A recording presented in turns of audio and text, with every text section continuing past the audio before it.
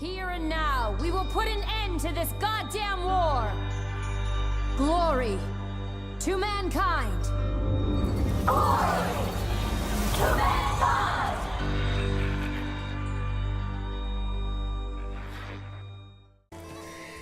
Alright, let's do this shit.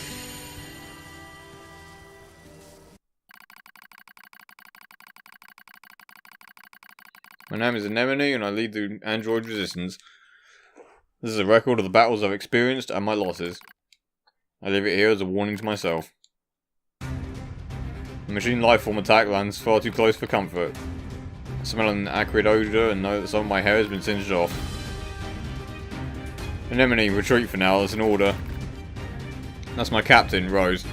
I obey without hesitation, running from the front as soon as I take out a few nearby enemies. Feet flying beneath me, I leap into the hastily built trench where my resistance comrades are gathered. How many battles is this now? Same sights and sounds, the same struggle of attrition. My resistance forces play the same war and repeat with no end in sight. I don't even remember why we're fighting anymore, but I must continue regardless. I must continue until one side or the other is dead. This looks bad, Shion. What should we do? Calm down, Lily. We'll find an opening somewhere. You don't search for an opening, you make one. Dahlia, wait. I grab Dahlia's arm before she can flee the trench and turn to Rose. She brought us here after all, she must have a plan of some kind. As the enemy horde closes in, she simply squints off into the distance. There's been a change in enemy movements, she says finally. Someone just started fighting over there.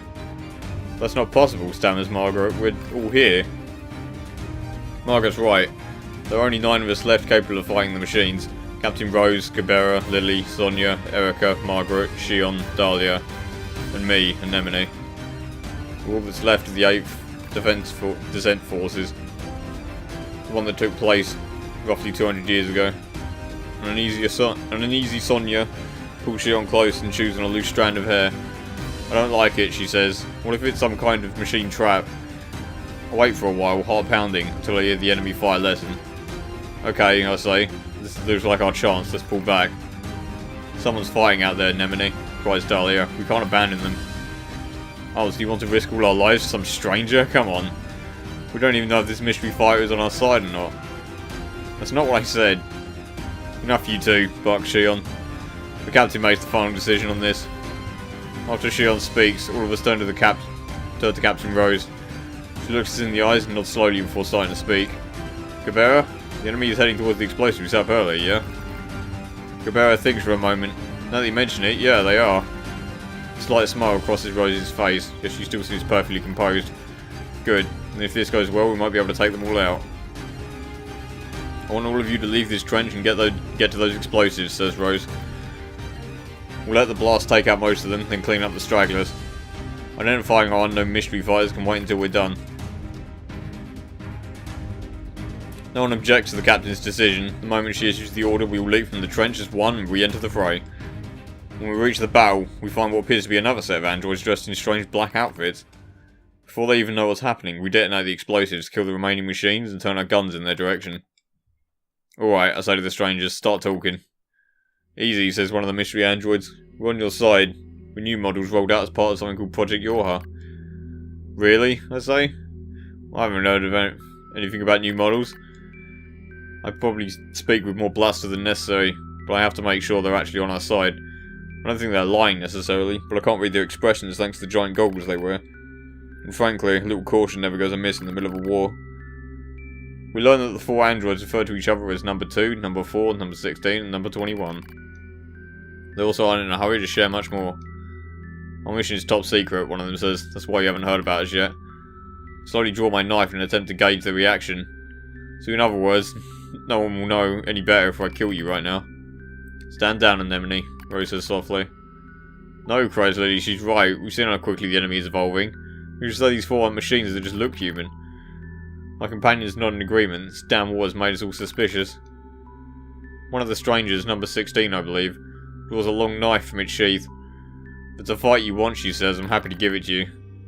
Before I can respond, Dahlia leaps in front of me with a weapon at the ready. This is it, we're gonna fight. Just before the battle gonna erupt, the android called number 2 steps forward. Wait, she says.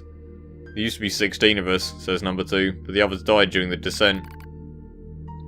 We're isolated and alone out here. Reinforcements aren't coming, and that means we have to finish this mission with the soldiers we have left. And we don't need more enemies right now. What we need is allies. She finishes this speech with a soft sigh, as if trying and failing to hold her emotions in check. I know that sort of voice. It's the voice of someone who still has hope, despite all the odds.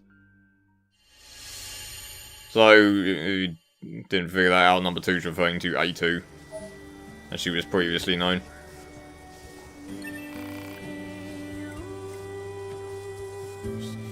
This is something called the Pearl Harbor Descent Drop, which, from what I gather from that first bit, is like the first time Yorho rolled out. So A2's like fucking old, depending on how old Yorho is. According to the Yorho team, there's an enemy server beneath Mount Kala. If we can take it out, we might finally gain some ground in this endless war. But in order for that to happen, we need to work together. After a bit of thought, Rose decides to throw in with the new models. It's a relationship that changes as time goes on. What are you doing, Dahlia? Just showing this idiot how weak she is, replies the winded Dahlia. Ha, wheezes her opponent, number 16. You're obviously outmatched. The two of them are taking turns hitting each other. Seems friendly enough, as those things go. Plus, they've been doing it for so long now that both of them are out of energy. They likely couldn't punch through a piece of paper at this point. The rest of the group stares at the combatants and tries not to grin. Dahlia and number 16 seem to butt heads over the smallest of things. Maybe it's because they're so much alike. It's almost annoying how quickly muscle heads learn to like one another. The rest of us converse as Dahlia and 16 continue to spar. We call each other by names that I gave us, explains Rose. I see, responds number 4. I thought it strange that you didn't use code numbers. She nods while she speaks, as though this all makes perfect sense. Suddenly, Captain Rose breaks out in a wide grin. You know what, she says, I think we should all give all of you names as well. No, says number 2, it would be a waste. Rose eyes her warily. A waste? You can name me when the mission is over, she replies as a blush rises in her cheeks. I can tell her words also served as a wish for success. Alright, responds Rose. I'll think of a name for you by then. She knows this is a fleeting promise. Excuse me. As most things are, but it doesn't matter. Already I can see us growing closer to the Yorha team. Well, my friends are growing closer to them at least. You're all being careless, I state, much louder than I intend. Luckily the others don't hear or decide to ignore it. Don't get me wrong, I'm not about to go against the captain's judgment. That doesn't mean I'm ready to just lie down and trust our new friends. Ours is a solitary existence, that has long since been abandoned by the moon. No matter how much they cried, mourned or struggled, the voice of our departed comrades went unanswered. So how can you trust an entire squad of new models that you just met? What's wrong, Anemone? I hear Lily calling to me. She's likely concerned about me being apart from the rest of the group. Nothing, I begin. I'm a fight. Before I can complete my thought, Lily suddenly opens her mouth and emits a terrible scream. Lily's scream echoes throughout the entire camp. It's heartbreaking, it's agony, it's horrible. She's infected, screams Rose. Lily's infected. We all draw weapons out of instinct as much as anything else, pointing them at our comrade as she continues to scream and scream and scream. We all know what's happening, we've seen it before. It's a logic virus, a machine weapon that hijacks android systems and overwrites their data. And since there is no known cure, it's also a death sentence. I need to show her mercy. I need to set her free. My finger rests on the trigger, yet I hesitate. Before I can make that final fateful decision, I hear a voice rise up from somewhere behind me. Stop, you can't do this, you can't just let your friend die. It's number 21, the girl I thought to be cool and composed beyond all measure was now pleading with me to spare Lily's life. What do I do? What the hell do I do? Lily said you were like a family to her. You can't abandon family, not before you exhaust every possibility. What can you do then? I use my power to erase the virus. That's impossible. Rose spat out what we were all thinking. But before we can act, Lily starts to send nearby comrades flying with impossible strength. I've seen infected androids before. I know how much damage they can do once the virus turns off their limiters. They'll fight and fight until they're utterly destroyed. Dahlia and number 16 rush into the fray, trying to suppress their former friend, but she swats them away like flies. How many of us have been infected now? How many friends have I been forced to put down? The heart I'm not supposed to have aches with the thought. Yeah, because I remember all the identification numbers that have been retired. When did I start giving them names? When did I decide I simply couldn't endure it any longer? Initiating reprogramming sequence. That voice, number 21? She's screaming something about reprogramming? I don't know what to do. I'm lost. As my vision slowly clears, I see number 21 inputting commands into her terminal. While number 2 and number 4 hold her down, I hold her as she writhes and Rose stares at me with surprise. Oh no, I'm holding Lily too.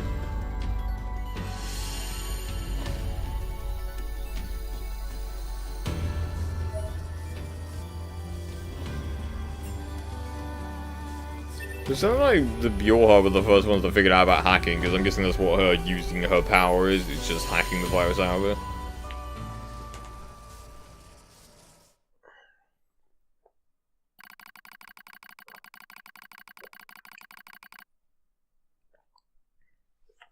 Called Machine War, Pearl Harbor Descent.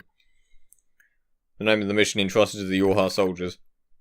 Was there ever such furious gunfire, such bombings that continue without pause? Our target is the machine server under Mount Kala, and our situation is dire. We need reinforcement, requesting deployment at once. Number 2 speaks quickly yet calmly, which is all the more remarkable considering the hostile army closing in on our position. But the command center in the orbiting satellite informs us that no reinforcements will be forthcoming. We were abandoned. We were alone. It's so easy to do from up there, from the satellite, from the moon. I'll do whatever is necessary, says Lily with a grim smile. Dahlia and Margaret quickly nod in agreement, as does number 16. They decided to join the rear guard, staying behind to be our shield, even though it comes at the cost of their own lives.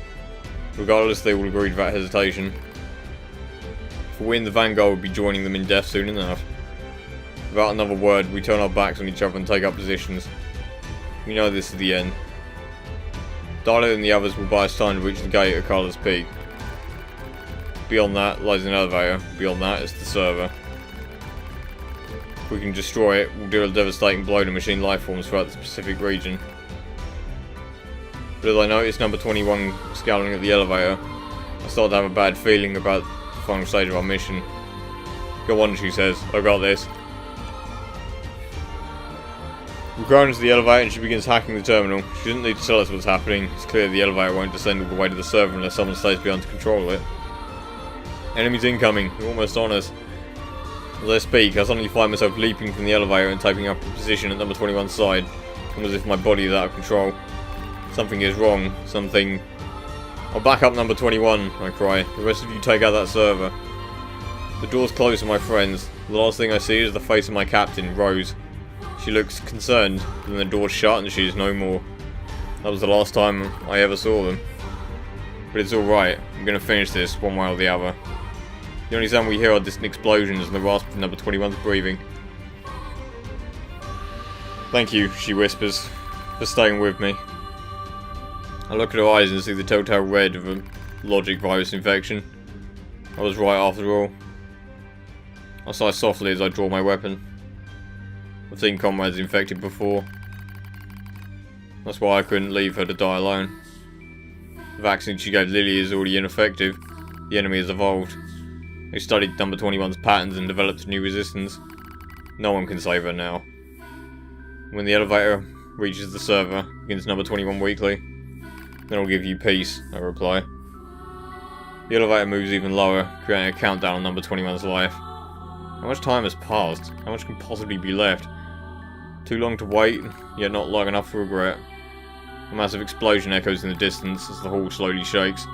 It's the final act of Lily and the others in the rear guard. They just overloaded their own fusion reactors. The sound of our comrades' demise slowly fades from our ears. As it does, number 21 reaches up and slowly moves our goals. I'm glad I got to meet you, she says. Her eyes are so red, but not completely. There's still a little of herself left.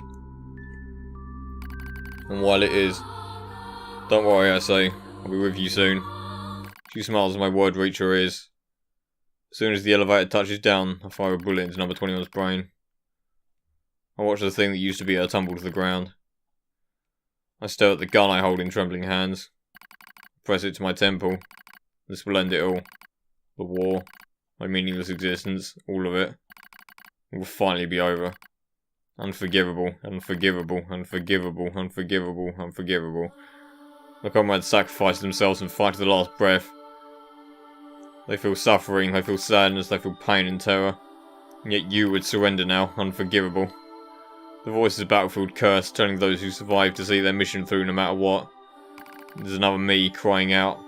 I scream at the top of my lungs and race down the hall. I'll show you. If you're gonna push me, I'll show you. You'll only be satisfied it ends with more killing. I leap into the fray with weapons in both hands. Here I am. Here I am.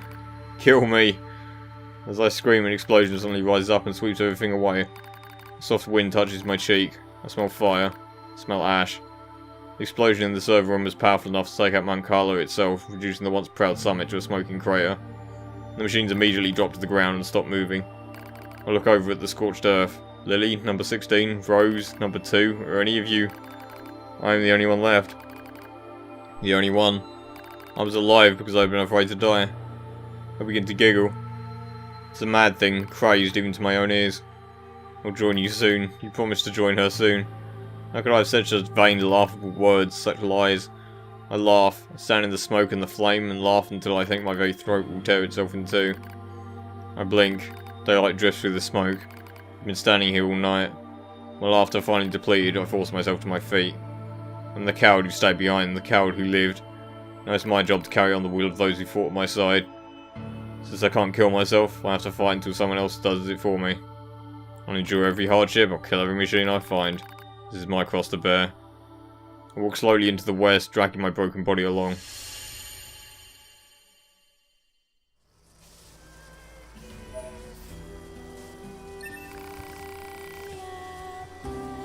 Number 16, number 21, number 4. Sorry, I'm still alive. I'll be joining you as soon as I finish some things up. So, even though it's told from Anemone's perspective, I think that's largely mirrored by A2. Like, they're both suffering from survivor's guilt. Significant problems with fuel distribution. Proposal: replace the faulty part immediately. Yeah, I know. Coordinates confirmed for a colony centered around a machine life form known as Pascal. Location marked on map. You don't know when to shut up, do you? So, the first time I played through, there was some files that came over that as well. I seem to get some more for some reason. I don't know why. Oh, not that shit. Oh,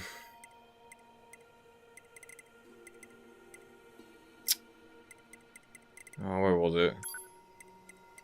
Here it is. So yeah, you can get a bit of more information on A2 and that. Unit from an experimental Yorha squadron that was utilised during the 14th Machine War. She specialised in close quarters combat and was programmed to have a neutral personality. Attacker number 2 took command of the squadron after the death of its original captain, number 1. Despite issuing many questionable commands during her initial time in a leadership role, she eventually formed a working relationship with the Resistance, succeeded in destroying the enemy server located on Mount Carla. While the experimental Yorha unit number 2 possessed great growth and adaptability abilities, she also deserted her post following the destruction of the server, and as of this moment she has yet to be apprehended. Our R&D group is currently conducting further research to determine whether or not there were issues with the model's personality settings. The missing experimental unit, now designated A2, will be handled by the Type E division. So, it sounds like A2 also survived that shit and was like, man, fuck this, and just left. Which is what she meant earlier by, like, command betrayed you, like... Because they're essentially just sent out to, like, they were test subjects, basically. They were just supposed to see how they did in the field. Like, they each got, yeah, like, experimental Yorha squadrons. They each got, like, a different abilities and personality types and that to, like, see what worked best. By the sounds of it. And, like, A2 obviously realised that after they got fucked up and didn't get any help. Yeah, Gunner 16. Your squadron. During the 14th Machine War, number 16 possessed a rough and tumble personality ideal for her role as a gunner, where she was required to attack foes from a distance. Though she possessed a defiant streak that extended even to her superiors, she was assigned to the mission anyway due to her tremendous offensive abilities. During her squad's assault on Mount Carla, number 16 volunteered to stay behind and hold off the machine lifeform army so her companions could continue up the mountain.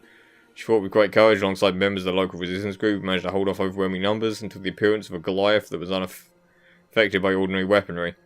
Seeing no other way to end the fight, she chose to destroy the enemy by overloading and detonating her own fusion reactor. This act of self-sacrifice, despite her defiant nature, is one of remarkable interest and likely merits further study. So it's like, they don't even care that he died, they're just like... Huh, that's interesting, I guess they can do that. Unit with the experimental UR squadron, blah, blah, blah. Number 21 possessed a cool and analytical personality that perfectly fit her role as a scanner. Oh, so number 21 was a scanner. Her first and perhaps most impressive achievement was using her analytical abilities to cure a member of the local resistance group who had been infected by a logic virus. Unfortunately, she fell victim to the same virus shortly thereafter during the assault on Mount Carla. She fought valiantly. The virus had evolved into a form she could no longer remove, which eventually led to her asking an allied unit to end her life. Experimental Yorha Unit number 21's initial success against the virus has been determined to be valuable information regarding how to construct barriers against machine lifeforms. Should be included in the basic systems of all subsequent Yorha members. Yeah, it sounds like you didn't do that hard enough though. Yeah, the number 4 possessed an unusually bright and cheerful personality. She still managed to be effective when it comes to engaging in close quarter combat. In addition to providing a morale boost to the group, this unit also used her sunny disposition to form an alliance with the local resistance group. She was eventually killed during the assault on Mount Carla's server, the cause of which was a self-directed overload of her own fusion reactor. Further research reveals that she undertook this action as a means of protecting her companion and attacking number 2. One further note, while this unit's cheerful personality provided certain benefits to overall unit morale, it was also responsible for a decrease in fighting spirit during intense combat. As such, it has been deemed inappropriate for future combat models. So I think this is where the emotions are prohibited shit comes from, because like they can do it, but they just don't want those certain traits. It's kind of weird though, because like they say here that they're programmed to have these personalities. So like, why did they program Ninus to be a cocky little shit? This android encountered by the experiment as the leader of a group composed of resistance members. A survivor of the 8th Descent operation, she continued to wage guerrilla warfare in the Pacific region thereafter. Unable to stop the ever-proliferating machines, she continued to fight a war of bitter attrition for over 200 years. After encountering the experimental Yorha squadron, she sought to change the tide of battle through fighting alongside them. She was destroyed by machine lifeforms in the server room under Mount Carla during the mission to destroy said server. Now we get to Anemone. A member of resistance led by Dahlia that was encountered by the experimental Yorha squadron. The unit was said to be unusually cautious and showed the greatest initial distrust of the experimental Yorha squadron. However, her disposition gradually grew more amicable after scanner number 21 managed to eradicate a logic virus that had infected one of her companions. She executed an infected unit, number 21, in the elevator hall of Mount Carla server facility and went missing shortly thereafter.